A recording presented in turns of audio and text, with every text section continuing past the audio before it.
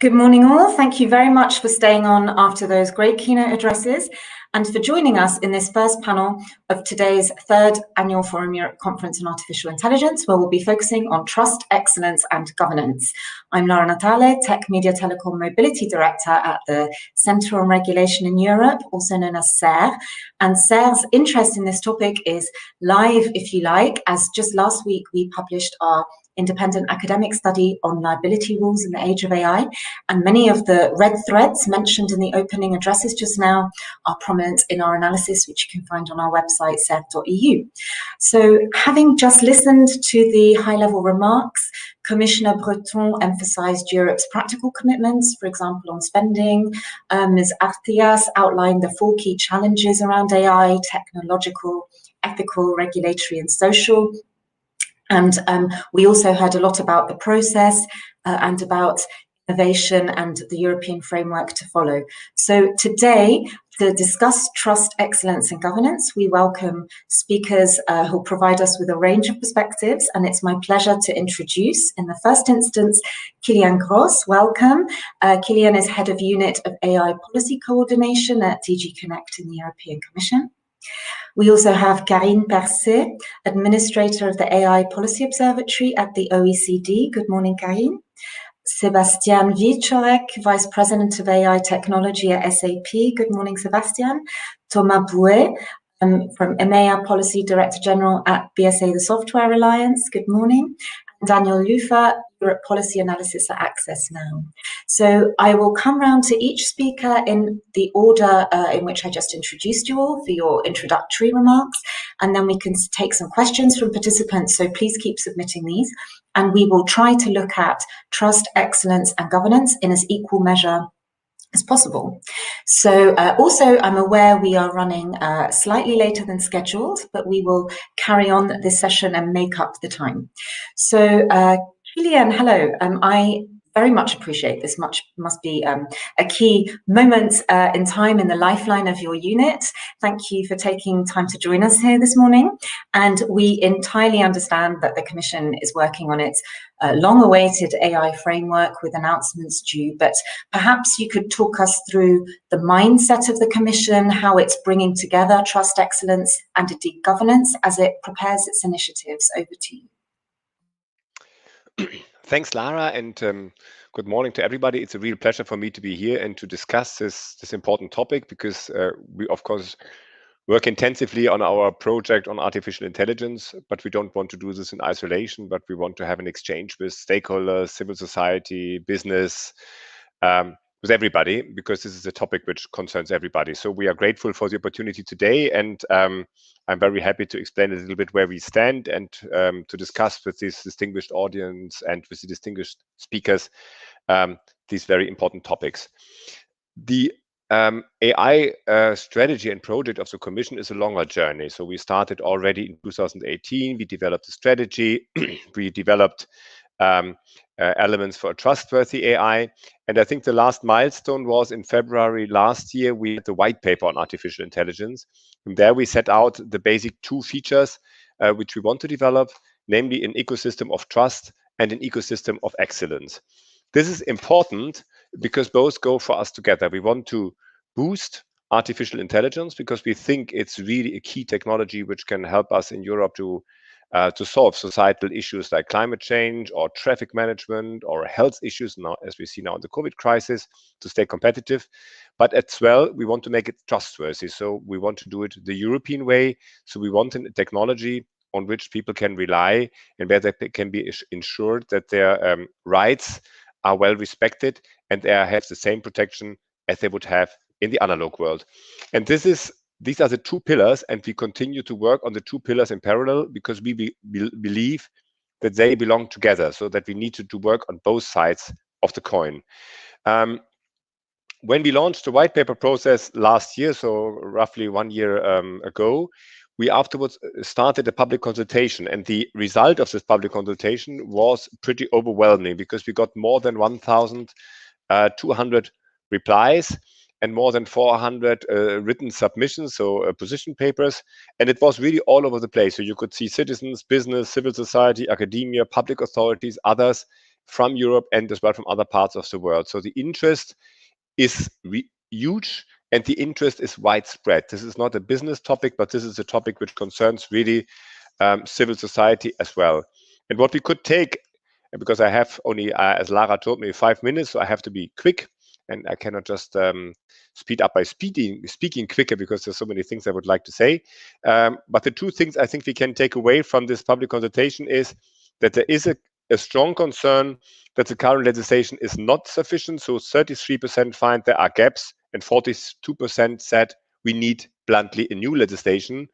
And there's a strong support to focus on high risk because 43% of respondents agreed that we should have compulsory requirements for high risk applications. And the main concerns regarding AI are breaches of fundamental rights and discrimination. These are 90% and 87% of the replies underlined that these are their major concerns. So now, since then, we have intensively worked on how to follow up on this. And we worked on an impact assessment. And now, probably at the end of April, we will come out with our package. And again, this will be a package based on 2 pillars. It will be a package based on excellence and on trust, both elements. So we will propose a regulatory initiative on artificial intelligence. And I can perhaps here, without disclosing too much, because this is, of course, for our political masters to decide in the end how this initiative should look like, I can give you some elements, some food for thought in order to allow us an informed debate. We would like to have first a future-proof legislation. So the legislation should be a bit open because we need to take into account developments on artificial intelligence. This is a fast-moving technology, and we need to make sure that we grasp it in all its diversity. Second, we want to be risk-based because we continue to believe that a lot of artificial intelligence is not high risk. It's just everyday's life. It will be used everywhere. We will see artificial intelligence in lots of different forms in nearly all products in the near to medium-term future. So we think we should identify what is really high risk. And for these high risk cases, we should indeed foresee requirements which ensure that they are trustworthy when these artificial intelligence are beginning to be used or are beginning to be sold on our market. And therefore, we will provide for mandatory requirements in the ex ante control, on training data, on record keeping, on the information to be provided, on robustness and accuracy, and on human oversight. And this should ensure that all artificial intelligence systems entering our market, used on our market, comply with these requirements if this is needed, if our assessment is that there are high risks.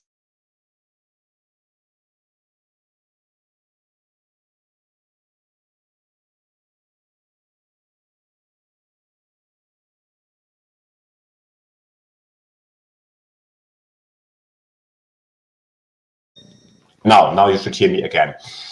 This was already a feature in the white book, so we will give a particular attention. We will pay particular attention to remote biometric identification for this. We will as well look whether certain practices should be outrightly prohibited because they may be particularly harmful, and we may look at for other cases which are not high risk, whether, for instance, at least some information requirements will be needed. So it should be a future-proofed, targeted and limited regulation which really addresses those systems which pose a considerable risk. At the same time, that's the second pillar, we will come out with a revised coordinated plan, which we had already in 2018, because we think that the situation has significantly changed since then. So it's time for a revision where we put together all the support measures from the Commission and from the member states on how to support artificial intelligence, namely the national strategies, because this is a key tool to coordinate these different strategies. And here we want in particular to look at the new priorities, climate change, but as well the digital decade. We want to look at the lessons learned from the COVID crisis. And of course, we will look at the new possibilities provided for by the Recovery and Resilience Facility, by the Digital Europe program, and by Horizon Europe, so the new financial instruments under the new multi-annual financial framework.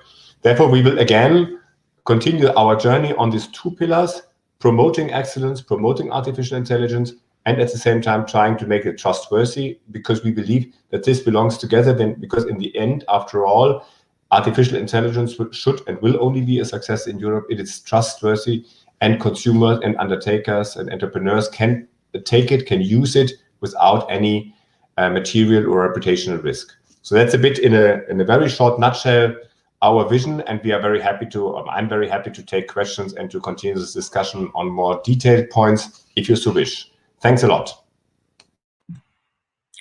Well, thanks to you, Kilian. It's great to hear more about the two pillars, and of course, all eyes on what issues in April. Thank you very much. Karine, good morning. It's great to have you with us as well. The OECD, of course, produced the first intergovernmental standards on AI, and this discussion will be well informed by your broader geographic experience and, of course, long-standing collaboration with a range of stakeholders. So looking forward to your remarks, and we understand you have some slides as well. Over to you. Thank you very much, Lana, and it's a pleasure to take part in this really interesting session.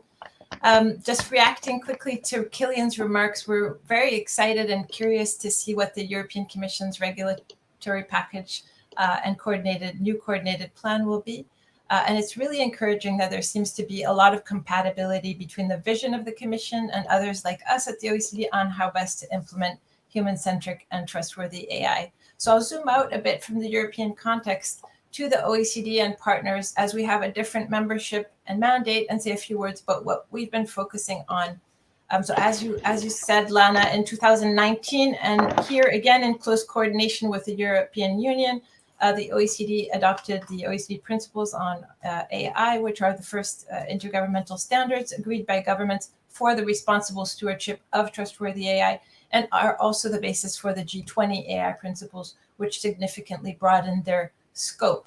And after that, we turned our attention to implementation and established the OECD.ai Policy Observatory early 2020 as a source of real-time information, data, analysis, and dialogue to share and shape AI policies, around the world. It's not limited to OECD countries. A lot of other countries participate. And the observatory allows us to compare hundreds of AI policy initiatives in over 60 countries. And this is actually a joint European Commission OECD database. The observatory also has live quantitative information on AI developments. That's what the OECD focuses a lot on, data and analysis and trends. And so we're looking at research, patenting, software development, investment, and much more in the area of AI. We also have many experts working with us to help implement the principles and provide guidance to countries. So we have the OECD network of experts on AI, a global parliamentary group on AI that brings together legislators, and we host a secretariat for the Global Partnership on AI. So I'll just tell you about a few strands of work on using Kilian's instructions, and the structure of this event on national AI policies to build excellence, and 2, building trust. So the first is about building, what is happening around the world in terms of national AI policies. And the first thing to stress is, and I think we're all aware of it, is the remarkable speed of change we've seen over the past 3 years and the continuing acceleration. Canada was the first country to publish a national AI strategy in 2017. And today we have over 60 countries with detailed AI policies on OECD.ai. And we're seeing these national AI strategies that are increasingly comprehensive. A lot of investment in R&D, pure R&D, and then R&D to use AI to solve specific problems like climate. And we have lots of interesting data on the observatory about that. And also huge prioritization on preparing people for the future of work with AI, building skills and promoting AI uptake by business and particularly SMEs, with lots of initiatives like the SME 4.0 Excellence Centers in Germany or Korea's AI Open Innovation Hubs. And all of these policies increasingly cut across the silos of government. So we're really seeing growing coordination across governments where countries are setting up these national AI offices to coordinate the implementation of their national AI policies. In Canada, Egypt, the UK, we have dedicated bodies for AI policy. And the latest national AI office was launched by the US just recently to coordinate all the work across R&D, government accountability, technical standards, etc. And we're also just beginning to see policy monitoring and impact assessment efforts, like in Canada and some others, Singapore. So moving on to the trust, the second dimension that Killian mentioned, there are three pieces to our work on trustworthy AI. First of all, we've been building a practical framework to classify AI systems according to potential impact on policy. And here I have a slide. That I think is just illustrative, maybe helpful to explain this framework. And the reason is there are lots of different types of AI systems, and there is completely different benefits, risks, and policy and regulatory challenges. And so the goal here, so of course, a driverless car is very different from a video recommendation engine. And the goal here is really to help policymakers understand in a user-friendly way, the different types of issues that different AI systems can raise. And also, importantly, to distinguish those that don't raise significant policy issues at all and probably don't need regulation.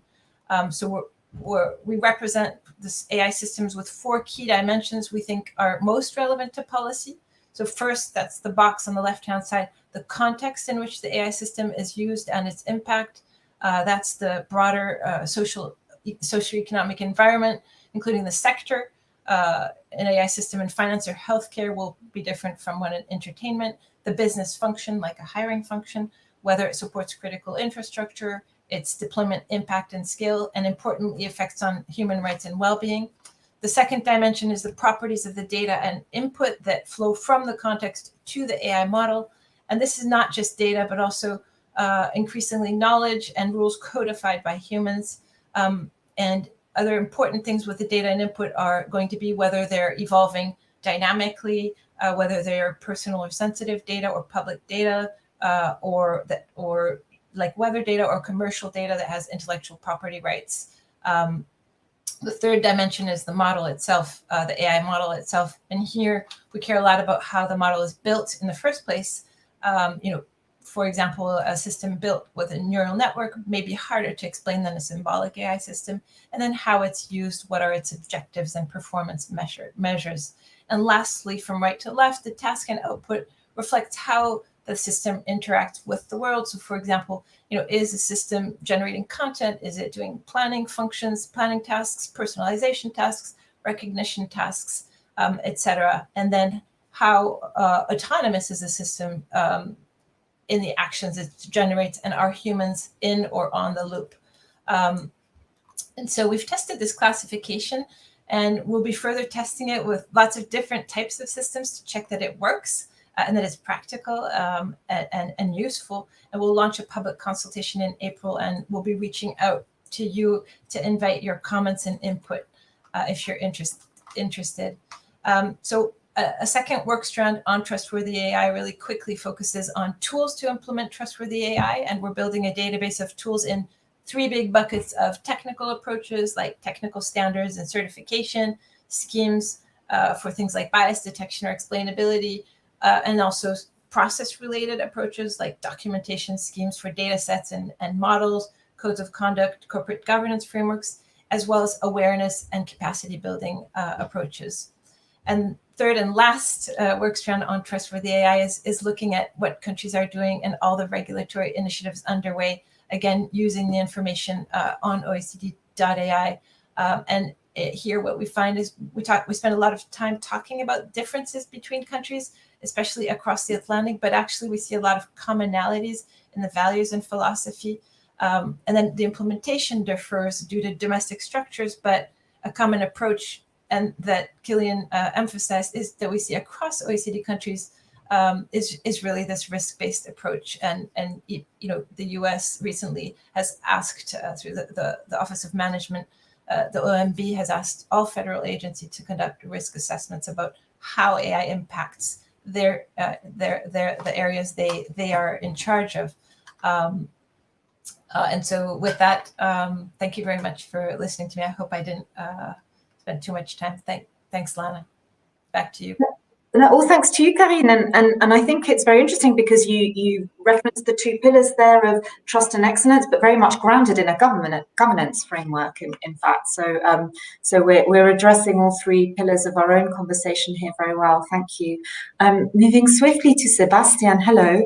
As an AI solutions provider, Sebastian, SAP brings vast hands-on experience, and I know from our prep call as well that you've done a lot of thinking also on public expenditure and the implications of regulating. So let's hear from yours and SAP's standpoints what your main framing of the AI trust excellence governance debates would be.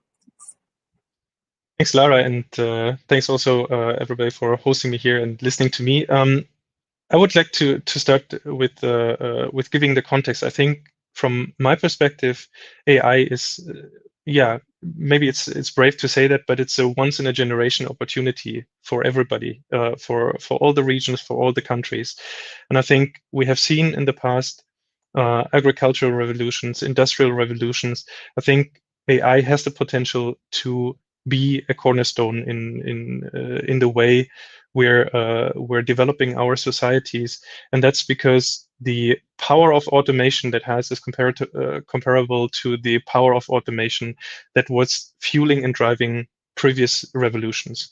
So in order or what we see is that, of course, a lot of companies, and SAP is one of those companies that is investing in AI, is looking into that very carefully and trying to make that an opportunity for themselves. So, for example, SAP is now pledging to help all of our customers to become intelligent enterprises. This is basically the slogan, the motto that how we're driving in our interactions with our customers. But I think it's not just SAP; it's the whole economic part of the house, right? It's whether it's in business to business discussions like SAP is in, or it's business to consumer markets. It's AI is a dominant discussion point. But we also should see innovation on the society side. We should also see innovation on the public agencies. And here, I think when we talk about this innovation, I sometimes have the impression that on the one hand side, the economy is perceived as being against regulations. I think that's a wrong perception. First of all, I have to say, at least from my perspective, that legal certainty is needed for an economy to drive innovation, because doubt is killing innovation in these fields, and then we're not able to act as quickly as other players could. But these regulations, they have to be meaningful, and I think there are two sides of the coin. One side is to prevent what we don't want. On the other side, we also have to see that we're allowing what is necessary for us to innovate and to evolve ourselves. So societies are not standing still. We need to adapt, we need to evolve. And I think we also need to look at this part.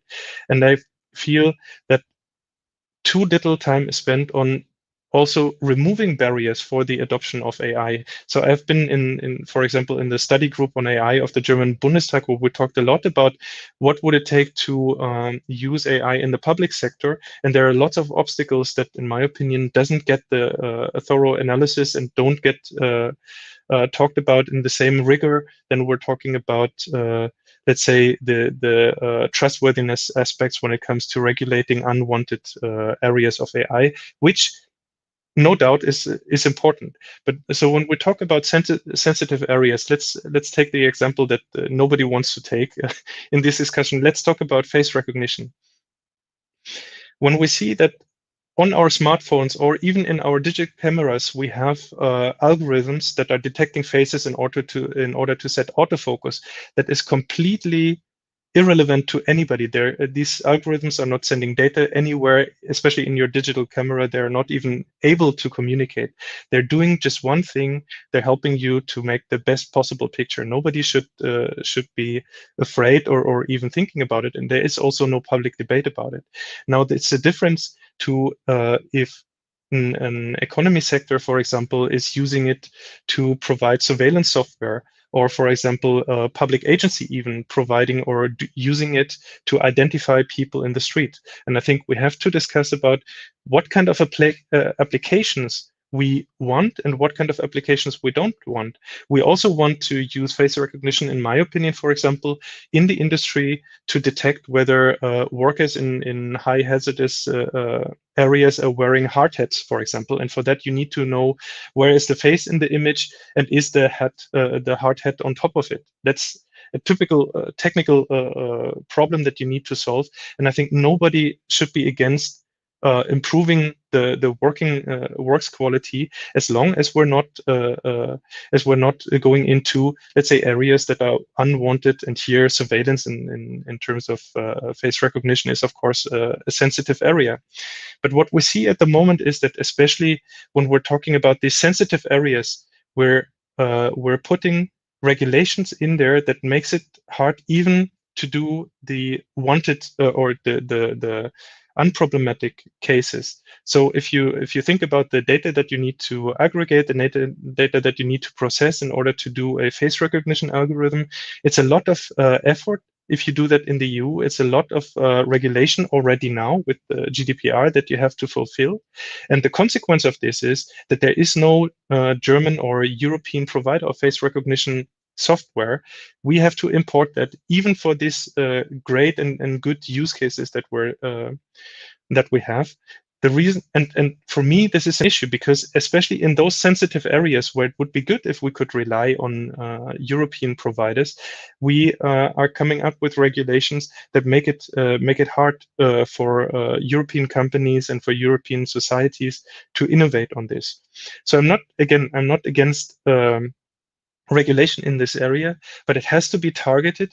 It has to protect the humans, but it should also allow for innovation in areas where it's okay. And yeah, maybe there are questions. I will stop here, but if you want, I can also tell you what I think these approaches could look like. Thank you. Thanks to you, Daniel. I think it's interesting as well when we're talking about trust, the sort of other side of the same coin that you mentioned there on doubt versus legal certainty, and the sort of the two sides of having regulation there. Thank you, and I'm sure we'll come back to this in the Q&A to follow. Thomas, hello. The Software Alliance has been developing positions on AI for some time, and from what I read, I see that, for example, responsible stewardship is a concept that features heavily there, emphasis on sound data innovation. So what's your assessment from the Software Alliance's perspective on the current direction of travel on the EU framework?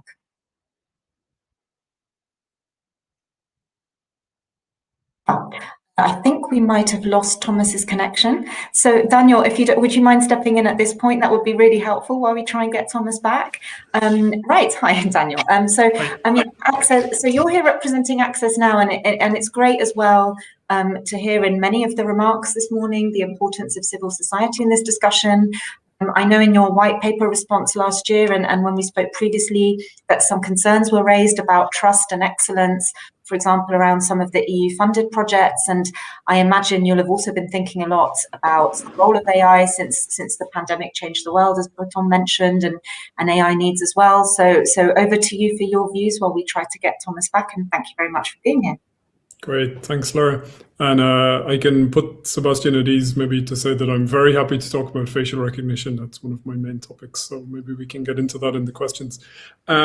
Just to begin, I'd like to say thanks for the invitation and for all the work that's gone into organizing this event. It's really a pleasure to be here and to speak with all of you about these really important topics at a really key moment. Just as a quick introduction to Access Now, for those of you who don't know us, we're a global civil society organization working to protect and extend the digital rights of users at risk around the world. Some of the work we do includes documenting and advocating against internet shutdowns through the Keep It On Coalition, work on digital identity. We run a digital security helpline to offer help to users at risk. And we do a lot of work on data protection globally and in the EU. Sorry,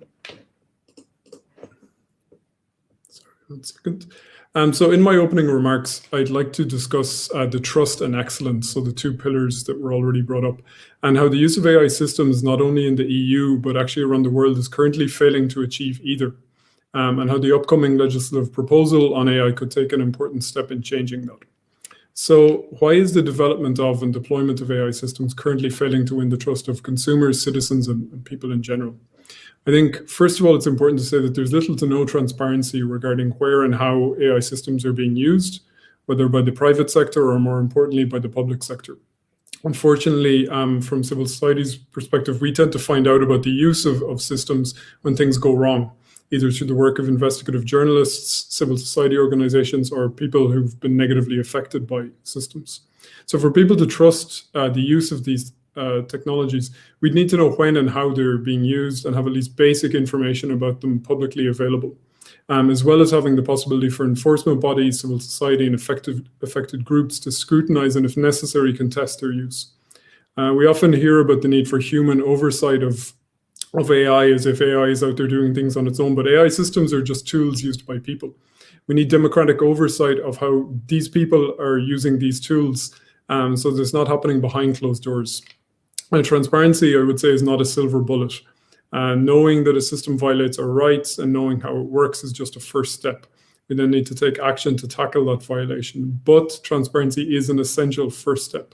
If we don't know what's being used and how, we can't trust that our rights are safeguarded. It's also important to note here that we don't just need the possibility to contest a particular decision made by a given system, whether that's a rejection of an application for social welfare assistance or a match made by a facial recognition system, but the possibility to contest the use of an AI system as such in certain circumstances. The issue with some of these systems is not just that they make individual bad decisions, but that their very existence and use might be incompatible with fundamental rights or problematic in some profound way. What we currently know about the use and development of AI systems in the EU is unfortunately not thanks to the openness on the part of governments and companies, but thanks to investigative journalism and the work of civil society. And here I'd point to our partner organization, Algorithm Watch, who have an excellent report, Automating Society, which is key to our understanding of how AI is used across the European Union. At the same time, we're happy to do this work, but we don't believe that that burden should fall on us. We shouldn't have to go digging and sending freedom of information requests just to find out how we're being affected by these systems, particularly when they're used in the public sector. And I don't want to frame this in just a negative manner. I think it's essential to have transparency and an overview of how AI is used in order to promote socially beneficial innovation. I'd point here to the cities of Helsinki and Amsterdam, who are already piloting a form of public register for the use of AI systems in their cities, which was developed by a Finnish startup called Sidot. This is a great first step, and it shows how transparency can be a spur to innovation rather than a hindrance.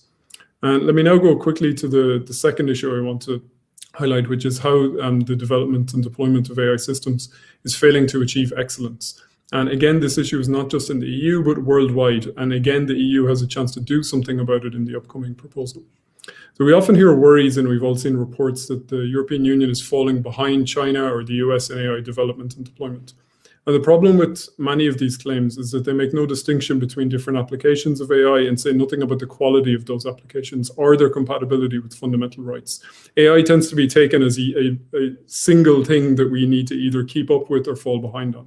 Now, AI has many fantastic applications. I'm sure we'll come back and talk more about those, but it also has extremely troubling ones.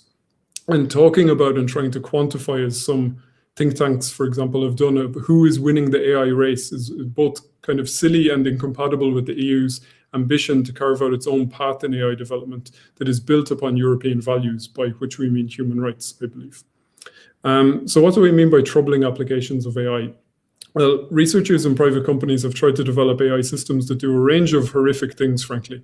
We've seen a revival of pseudoscientific physiognomy, eugenics, with systems that claim to be able to detect criminality, sexual orientation, political affiliation from your facial structure.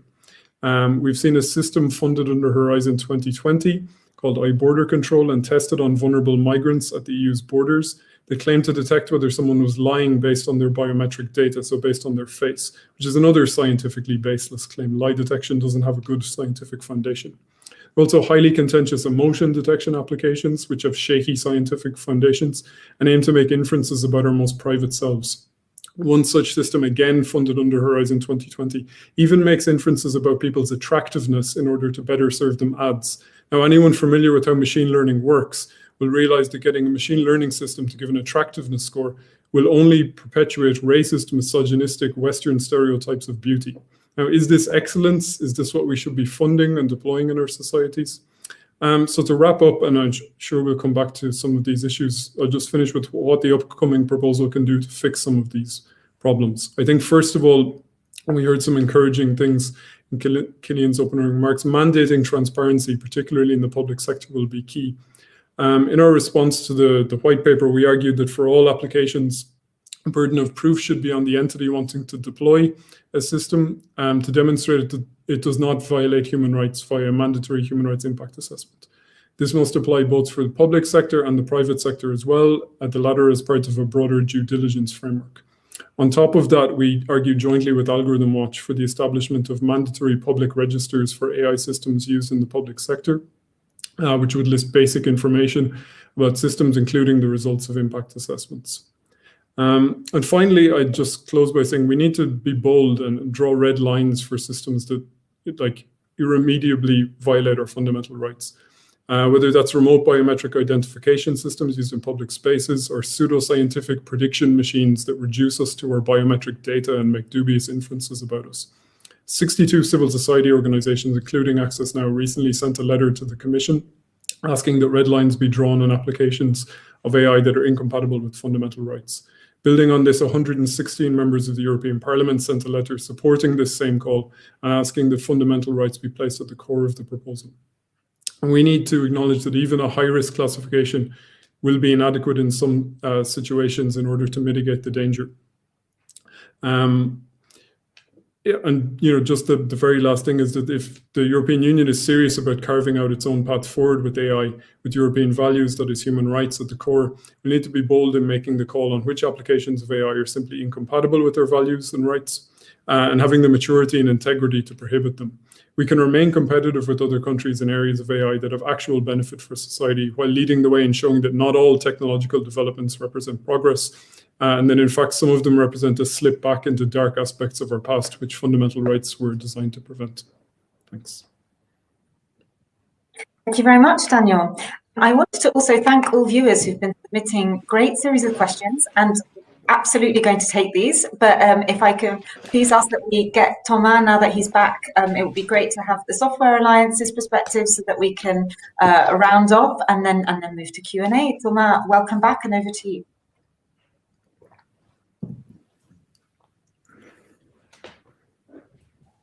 Yes, thank you. Thank you, Lara. Good morning, everyone. And apologies for this. Decided to fiddle with my computer just before going on stage was not a good idea, and I've been disconnected. But at BSA, we represent enterprise software companies, B2B companies like Adobe, Microsoft, Oracle, IBM, Siemens, and others.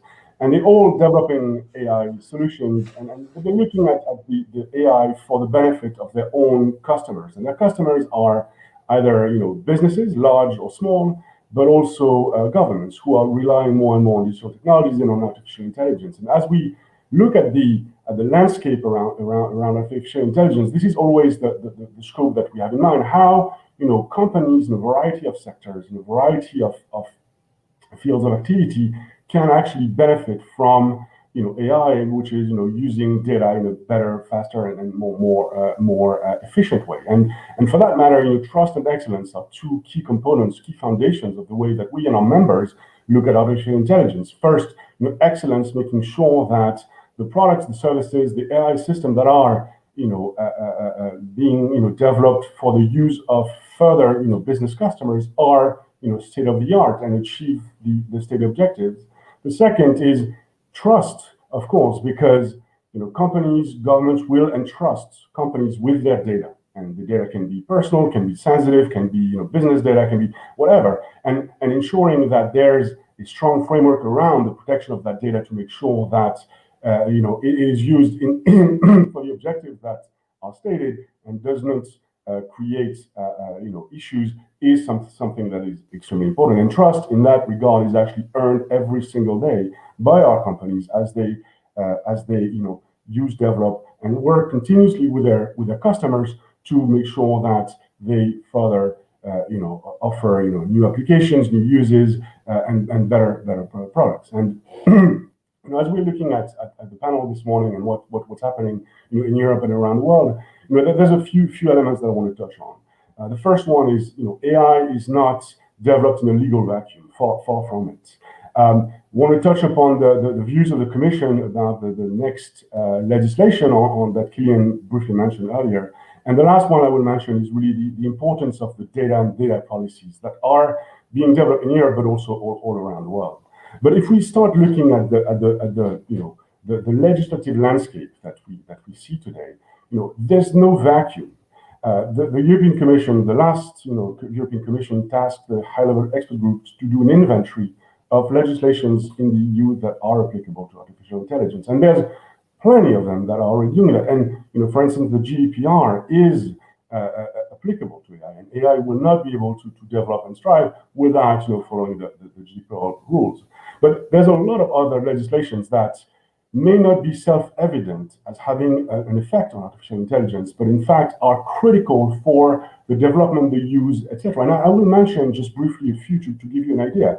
But in the last few years, some legislations in Europe have really helped pave the way for proper AI development and use in Europe. And the first one is the Copyright Directive that was finalized a couple of years ago. And you may tell me, well, hang on, what are you talking about? Well, in the Copyright Directive, there was an extremely important article about text and data mining, the ability for algorithm for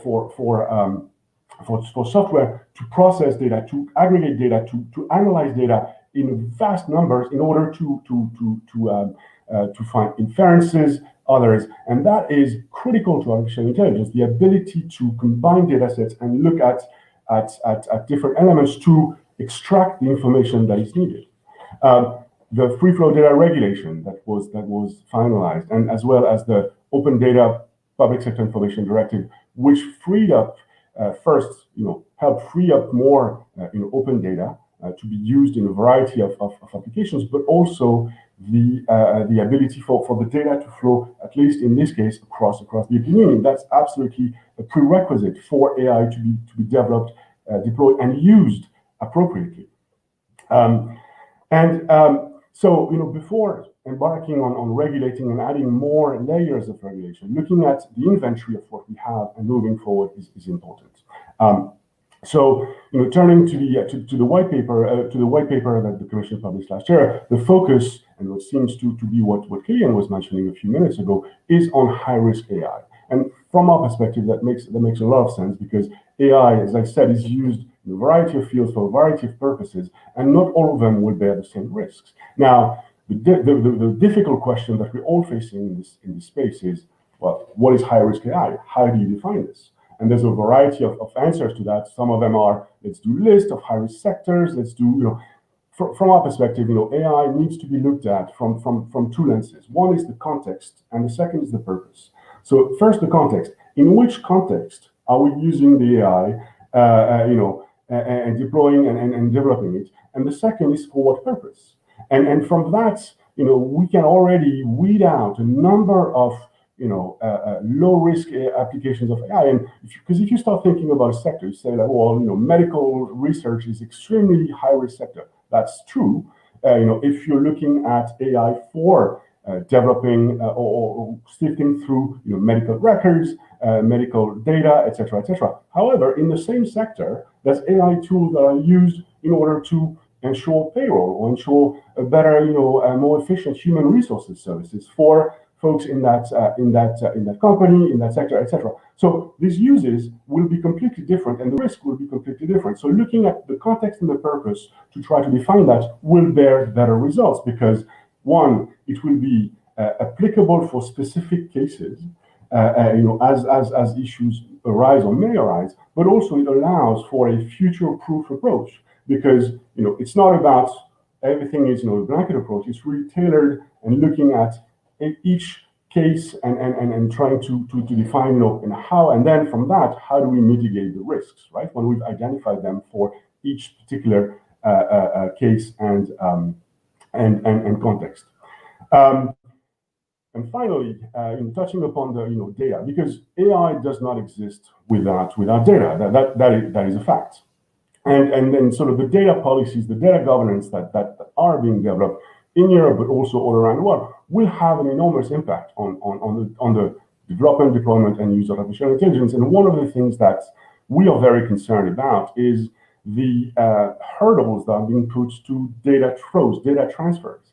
We're seeing a number of localization requirements being at least thought, being talked about, being considered, that would actually run counterproductive to the proper development and deployment of AI. And in particular, if we need broad data sets, and we're talking about ensuring that there's no bias, or that we will mitigate the bias, there's no discrimination. What if we are limiting ourselves with a very small number of data sets because we can't have access to other data sets, or our data sets cannot go anywhere to be helping the development, the use of AI in a variety of contexts, then we are shooting ourselves in the foot. So as we're looking at AI, it needs to be looked at holistically, not just about regulating the technology, because that won't serve the purpose, but everything that goes around that, and really making sure that we strike the right balance. And I will close with one thing, because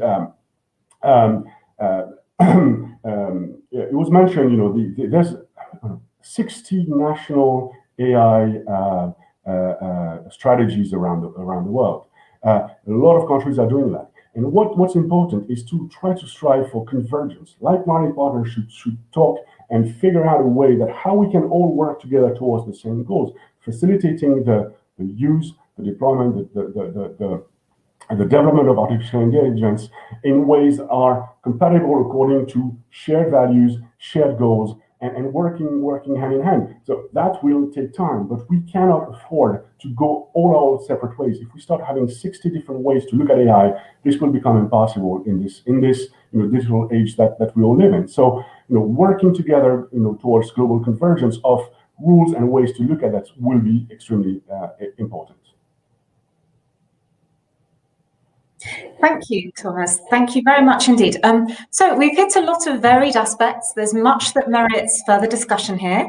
There seems, if I heard correctly and digested correctly, there seems to be consensus around targeted regulation and placing an AI framework within the context of, or both globally and of some of the bigger challenges around us, be that climate change, fundamental rights, and none of that is new in the debate. But certainly, as Kilian outlined, what the Commission has looked at following the consultation responses and the approach that the Commission looks to take, the devil that might be in the detail when the initiatives are adopted is becoming clearer. From our speakers, we also heard about intersecting existing regulation, be that, Thomas did a good outline there, the privacy are key, data flows, text and data mining rules within territoriality-based instruments, even such as copyright. Arguably, noting Daniel's examples, we should also be looking at compliance with the acquis on migration, asylum, etc. So the pervasiveness of AI and the care we need to take as we move forward is very clear. The race to the top or the bottom, depending on how you look at it, and unintended consequences. So now, indeed, to bring our audience in and take some questions, what I'd like to do, as there were a few for Kilian, if you don't mind, I might group these together. So I'll take 3 at a time, and then I'm sure you can work out how to answer them. So and the questions were asked respectively by Dominic Kirchdorfer from the Austrian Savings Bank Association, Eonika Mercier-Laurent, chair of IFIP TC12 and AI, and from Ilona Vakulova. Apologies for any mispronunciations on my side. So the questions are about the approach the Commission intends to take on risk evaluation. Will it still be based on economic sectors, or will it focus on application types such as weak AI or strong AI? Also, the criteria used to measure the excellence of AI, if you're able to say anything of that. And another question which is similar to the first I just outlined, but maybe a bit broader in terms of interaction with sectorial regulation, as I just mentioned. So Ian, over to you for your thoughts, and then if other panelists would like to jump in on those questions as well, I'll give the floor to you. Thanks, Lara. I hope you can hear me. It's okay, yeah. And thanks for the very interesting question, the other contributions. This is a very rich debate, and it would certainly deserve much more time, but I will try to be brief because I don't want to take too much time from my co-panelist. The risk evaluation is, of course, a key, if not the key, aspect of this regulation, because it will be decisive in order to distinguish between what is regulated and what will not be regulated. We think that what we need is really a comprehensive assessment of risk, because we need to look at this in a comprehensive, in a complete way, because we look at what kind of harm can occur. Is this harm can this harm be remedied easily? Is it just a financial harm, or is it, for instance, a physical harm? Is there an injury to a body? Can this happen to a huge group of people? Will the group of people affected notice the harm so they can take remedies, or will this harm pass unnoticed? Does this AI system, for instance, affect services which are essential for people, so that if, for instance, they don't find a job or they don't find a house, it can really affect their life significantly? So what is the impact on on individuals' lives? So I think it's not something you can do in a mathematical equation. It is something where you have to look at different features and to have to come to a comprehensive assessment what is really high risk. We believe that we should have an assessment. We should not leave this assessment just to the user, because it will always be linked with some uncertainty. So, but the legislator should try to identify as much as possible what could be use cases where we see already now, currently, that there are these risks have materialized. And then we need a dynamic element as well, because these use cases may over time develop, because we don't know how AI will be used in a couple of years. And I think it would be premature now preventively to add lots of things on this list, because we need first to see how these things work. We should really make it facts and proof based. So we would not really link it to one economic area, but we would really link it to certain uses that may be linked to certain economic areas, but some of them may be more horizontal in nature. But we will really look at what kind of uses are there which will fulfill these requirements, which may have, if they go wrong, a very serious impact, and therefore deserve and merit this kind of qualification, and therefore the increased scrutiny, in order to make sure, because come back again. If we speak about high risk, this is sometimes misleading. This is not about saying you shouldn't do that because it's so risky. This is mainly you should do that, and we want that. It may be very beneficial for society, but it should be done in the proper way, and it must be ensured that this is done in the proper way, so that everybody knows what's happening and the necessary safeguards are there. That's why we link this to innovation. It should not be misunderstood. Qualifying something as high risk shouldn't mean don't do it because it's very risky, but it should mean do it, but do it in the correct way, and we will help you with our criteria what is really correct. The second question, excellence. How to measure excellence is, of course, a very tricky and philosophical question. And Daniel brought up some cases where research where his organization believes that the Commission has not got it really right, what we were supporting in the past. I think here, I don't want to enter really in this more in this in-depth discussion what is excellent. I think our intention is, of course, that Europe should become, that's a word which is very much a la mode, a hub for driving AI. So we should be at the edge. And we think we have very good research in Europe. We have very good, strong undertakings. We have a lot of innovative companies, and we should use this potential. And we should really be a part of the world which is a driver of this AI development, because there I agree with Sebastian, we should develop I think that as well comes back to the trust. We should develop as much as we can. We don't want to be protectionist, but it would be good if we have a solid AI development in Europe itself. And of course, when we do research, and we just discussed this, Daniel, we will look at ethical aspects as well, because we need to see that we only develop things which are in line with our ethical requirements. That's, of course, an important point. Sectorial or horizontal.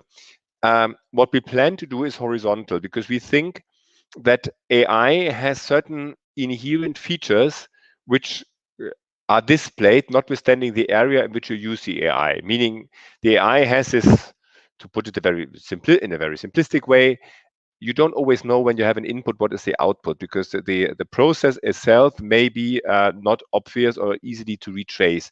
So these are features which come again and again in different applications of AI, and they justify certain requirements. And these specificities we want to regulate in our act, and therefore we think it makes sense to do this in a horizontal way. But of course, and there the question is very pertinent, this must be fully integrated in the sectorial legislation. We don't want to override the sectorial legislation. We don't want to duplicate. We want to complement it in a harmonious way so that it doesn't duplicate processes, procedures, and increases administrative costs excessively, but that it is enriched, that in instance, if you have a high-risk product, that you have then specific criteria in your ex-ante conformity assessment, which you do anyway, but you do it now in a professional and uniform way as well for the AI. That's a bit the idea. So this will be a standalone act, but we look very carefully, and therefore we work very intensively with inside the Commission, that the act will be fully integrated and plugged into the different sectorial legislations which already exist. I hope this helps a bit. Thanks. No, thank you, Kilian. That was comprehensive, I think, and helpful. So thank you very much. I think, Sebastian, you wanted to react to this? Yeah, I wanted to react to a couple of things, but I think that what Kilian laid out is music to my ears. So I think that I mean, we have to wait for the details, but I think that it's very good to push that regulation to the existing regulatory framework that is existing. And that also brings me to commenting on the application areas that Daniel mentioned. I think we can all agree that what the examples that were explained there, that they're unwanted, that we don't want to have that. Now, good news is, in my opinion, it's already clear that you cannot do it. There's anti-discrimination acts. Racism is not allowed. There is clear regulation about surveillance as well. If there are gaps, if there are holes in some regulations of countries, okay, let's fix that. But I think overall it's very clear that we have certain principles. They're laid out already, and a lot of what Daniel said is not possible. And if people are doing it, like Daniel said, tools are used by people, okay, then let's look at who are the people, who is responsible for doing that, and let's prosecute those people. Let's use the existing regulation that is already prohibiting these cases that are unwanted. And I I mentioned face recognition. I think maybe just a clarification, SAP is actually not using face recognition in any of its scenarios at the moment. And I also believe that Daniel's message to say that the economy and corporates are not open about what AI technologies they're using in what areas is completely wrong. I think when you look at startups, they're trying to show that there are AI startups because they get better funding. Companies are showing that they're using AI in all of their scenarios in order to get attraction on for their shareholders. I think it's true that there is intransparency in some areas, but this is where people are doing it because they want to hide something. And I think it's not fair to say that the economy is hiding how and where they're using AI. It's the opposite. So, for example, and I know that this is true for most of nearly all of the economic players that I know, you can see, especially at the SAP's websites, you can see everywhere what we're doing, how we're doing it. Of course, it would be good to have a standardization around that. If we would know what kind of transparency rules would apply, we could be more standardized in how we're doing that. But it's simply not true that the majority of economic players are hiding something. It's absurd, to be honest. Thank you very much. Also, I am aware that in the foreseen schedule, we were due to wrap up at 12, but as we started some 15 minutes late, I hope viewers won't mind the patience of staying with us a few more minutes, because there are a lot of questions coming in and we'd like to take a couple more of those before we close, if that's all right. So I'll carry on. And Karine, there was a question for you on the OECD's behalf by Francesco Niglia from COISLab, and it's about how the OECD foresees aligning with the Commission, if at all, once it's adopted its initiatives. I thank you very much for that question. The European Commission actually participates very actively in all the work of the OECD. Has its own seat on the OECD Council, which is our governing body, and has a very complementary mandate. The OECD is a little bit more upstream in terms of the policy-making process and focuses more on economic and social statistics and policy upstream. But the links are extremely strong. Obviously, in addition to the European Commission participation, most of the European countries are OECD members as well, and so the linkages are multiple, and so I think the alignment is happening. Of course, the OECD has a broader membership with slightly different, with similar values but slightly different, let's say, implementation approaches. Particularly across the Atlantic, but I think the alignment, the complementarity is there. I think the alignment will happen. Of course, the devil's in the detail. We have to wait to see what is in what is contained in what the European Commission will announce on the 21st of April. To be able to be clear about it, but based on what I've heard to date, I think that we see a lot of complementarities already. Thank you, Karim. There are several questions being asked about standardization. So there are a couple here addressed to all panelists to take your views. So one, for example, by Frédéric Courriveau from DNV, around performance, reliability and robustness evolving over time and potentially therefore impacting the safety and ethical principles of applications. We can think about medical devices as an example there, I suppose. So the detection of bias, which has come up a lot, before or after deployments can be a challenge to detect due to the complexity of AI systems or their lack of transparency. How do the panelists foresee the need for third-party verification and the efforts to be provided for sufficient scrutiny in order to ensure compliance of AI systems? So I guess the core of that question is about third-party verification and efforts. There was also another question for all panelists along the lines of collaboration there, around removing barriers from the development of AI, as Sebastian mentioned in his remarks. And Gerald Santucci, a former European Commission official, asks whether there is already a discussion on how to articulate the barriers issue, noting that removing barriers may go against ethical and social goals. Daniel, why don't I come to you first, as I know you'd have liked to come in on the previous question too.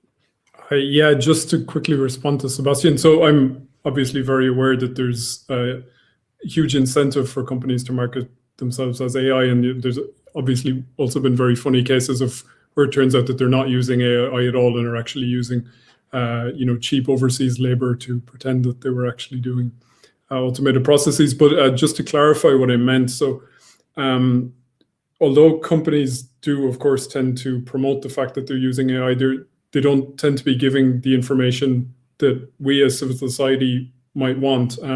We actually end up resorting to looking through promotional materials sometimes to find out information about systems. And we've actually had experiences where when we then send questions to follow up to ask information about how these systems were trained, accuracy rates, that the promotional material disappears from websites. So we've taken to screenshotting them. So it tends to be that when it's in the interest of promotion, there's no problem with transparency. But when it comes down to potential human rights violations or serious issues, there's a lot less tendency to be so open about it. I'll also just point to a particularly egregious case, which is the system I mentioned before, iBorder Control, which was Horizon 2020 funded. It was presented as an innovative European startup. The ethics assessment from that project has actually been closed. Patrick Breyer a member of parliament for the Pirate Party, has requested the ethics assessment and was told that he was not allowed to see it because of protection of trade secrets. And there's an ongoing case there. So, there is promotion of the use of AI, but I spoke specifically about an overview, and maybe I can clarify that it's in the context of having the information we would need to have to ensure that systems are not infringing on rights. Thank you, Daniel. Maybe Thomas, I can come to you. Yeah, no, thank you, Lara, about this. I mean, just maybe on the point that was mentioned about the third-party verification or other issues. I think from the perspective, as I said, again from a B2B perspective of AI, development and deployment for a variety of sectors, I think the transparency or the explainability is extremely important. I think no business, no government will agree to use a system when they don't have any clear idea of what the system does and what the system, how it will do. I think there's a lot of myth around that AI is like a black box and we don't know what happens. There's a variety of factors that come into that. The algorithm itself is one thing. It's also the data, the types of data, the integrity of the data, etc. That also need to be looked at. And I think having our companies, as they offer AI services to their business customers and others, look at all this. And there's a lot of contractual relationship and engagement that goes about, hey, what is it going to do? How is it going to do it? How we, if there's a bias, how we correct that, etc. So it's not a thing that is static. This is a process. I think AI is go through, I think, and Karim mentioned that earlier, it's like a life cycle, and things, are not static. They go and they evolve. And having all this, focus at every single step of the way is an extremely important thing. So, whether it comes through third-party verifications, we can always discuss, and then there may be ways to do that. But that means that also would have to go not once and you're done and you have a label and this is it and you've gone forever. No, it would have to be for each case, for each use, for each purpose, for each context, etc., etc. So, having that in mind, I think, is the thing that we should think about. And about quickly to turning about the removing the barriers. I think I mentioned one clearly that is for us paramount is data, ensuring that data can flow, data can be used in full respect of privacy, IP, etc. But we should not put impediments to data across the board. And maybe finally, I'll say two more things. I think building trust in AI is also a shared responsibility. And Killian mentioned it well. I think in the consultation for the Commission, a variety of actors joined. Industry, government, civil society, academics. We need all these voices because this is the only way that we can actually make a framework that will work for everyone. So shared responsibility, you all have to work for that. When barriers goes up, the policymakers also need to refrain from joining in, and they need to think about how we can make AI benefit for society at large around the world, and working together with partners. And the last thing I would do is self-promotion. I forgot to do that earlier. BSA put a paper a few months ago, it's on our website, called AI for Europe, where we lay down our views on how the AI regulatory framework should advance across the EU. It's based on three simple pillars. One's evidence-based, looking at the framework that exists and address gaps. Focus on the risk and a risk-based framework, and as Killian was mentioning. And the final one is a risk allocation for the entity best placed in order to address that. And will conclude what I'll say now. Thank you, Thomas. And there were so many more questions we won't have been able to take. What I'd like to do, as we're going to close in 5 minutes, is just come round to all panelists for really a 30-second top line takeaway of maybe what you've learned from this conversation. I mean, I couldn't agree more with Thomas about the importance of multidisciplinary voices. Certainly, as Sarah, this is the core of our model, and I think we've convened a great panel to this end today. Why don't I start with, so maybe 30 seconds each on what you've learned before closing. Sebastian, why don't I start with you? Yeah, thanks a lot. I think I learned it's a difficult discussion, and it would deserve more time. I would say that from my side, what I hope what is sticking as well is that it's not so easy. So there's not just one thing that you can do and everything works. So we see that we're all struggling with finding the right balance between doing what or allowing what we want to allow and allowing the innovation to come and the prosperous things to kick in, while at the same time safeguarding that the things that we don't want are not happening. And I hope that this discussion also showed that this is a joint discussion. So I don't think that the differences between the opinions here are that vast, despite having different ways to frame that. Great, and I saw lots of vigorous nodding from all windows on the screen there. So I think that's definitely a point of consensus. Karine? Yeah, I think I would agree with what's just been said, and I would emphasize the need to really distinguish different types of AI, of issues that different types of AI systems can raise, and not kind of have something we call AI that's this big thing, and just get more granular into the different types of AI. And again, we're working on this simplified model that I think is very consistent with everything else that's been said, looking at the context in which the system is deployed, looking at the data and input that flows from that context to the actual model, looking at the model, how it's built, how it's used, and then looking at its tasks and outputs. And I think that type of, looking at a bit more fine-grained, keeping it user-friendly, but looking at a more fine-grained into these distinctions and differentiating these systems can help us a lot. Because if we just talk about AI and a black box, that's not true. A lot of AI is not at all a black box, is extremely clear. And similarly, a lot of AI doesn't raise any privacy considerations. And so, I think we need to just turn the discussion into getting more specific about what types of issues different systems raise. Thank you, Karine, also for picking up with the user-friendly aspect, the B2C and B2B differentiations we made earlier too. Thank you for that. Daniel, over to you for a top-line takeaway. Thanks. No, just really to echo the last two, I think Sebastian really is dead right that, we really are agreed on wanting to promote certain things that we want and not others. And I look forward to a productive dialogue about how we can best do that. So big anticipation for the upcoming proposal. Anticipation indeed. Thomas? No, I mean, I think I will not say anything groundbreaking. I think what I take away from this panel, I think there's an excitement from, the six of us, but also people in the audience who are looking and asking the questions. AI is not something that anybody opposes. Everybody thinks there's great value for society at large, not just for industry, but for us as individuals, as humans, and us, in this context, as Europeans. And I think that's, to me, is a great thing. I think this willingness to, not shy away from the potential risks, the potential problems, thinking that, okay, yes, some things may go wrong, will go wrong, but how do we work all together to address those?